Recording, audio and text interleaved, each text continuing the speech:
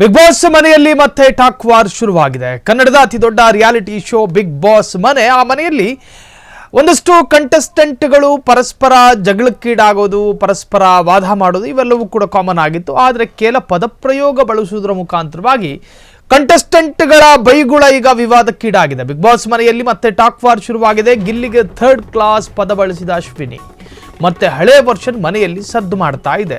ಸಿಟ್ಟಿಗೆದ್ದ ಗಿಲ್ಲಿ ಮನೆಯಲ್ಲಿ ಕೂಗಾಟ. ಗಿಲ್ಲಿ, ನಿಂಗೆ ಬೆನ್ನು ಮೂಳೆ ಇಲ್ಲ, ನೀನೊಬ್ಬ ಜೋಕರ್ ಎಂದ ಅಶ್ವಿನಿ. ನೀನೊಬ್ಬ ಥರ್ಡ್ ಕ್ಲಾಸ್ ವ್ಯಕ್ತಿ ಎಂದು ಗಿಲ್ಲಿಗೆ ಬೈದ್ರ. ಹಾಗಾದರೆ ಅಶ್ವಿನಿ, ಗಿಲ್ಲಿ ಅಭಿಮಾನಿಗಳಿಂದ ಅಶ್ವಿನಿಗೆ ಸಖತ್ ಕ್ಲಾಸ್ಗಳು ವ್ಯಕ್ತವಾಗಿದೆ.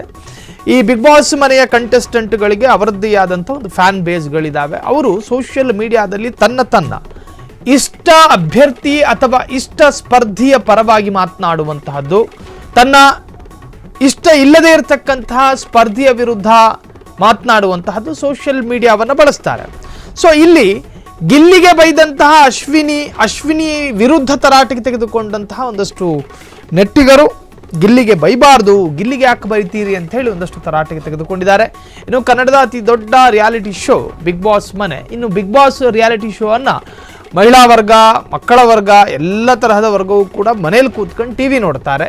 ವೀಕ್ಷಣೆ ಅಥವಾ ವೀಕ್ಷಕರ ಸಂಖ್ಯೆಯನ್ನ ಹೆಚ್ಚು ಮಾಡ್ಕೊಂಡಿದೆ ಬಿಗ್ ಬಾಸ್ ರಿಯಾಲಿಟಿ ಶೋ. ಆ ಬಿಗ್ ಬಾಸ್ನಲ್ಲಿ ಕಂಟೆಸ್ಟೆಂಟ್ಗಳು ಆಡುವಂತಹ ಆಟಗಳೇ ಒಂದು ತರಹದ ಎಂಟರ್ಟೈನ್ಮೆಂಟ್, ಮನರಂಜನೆ.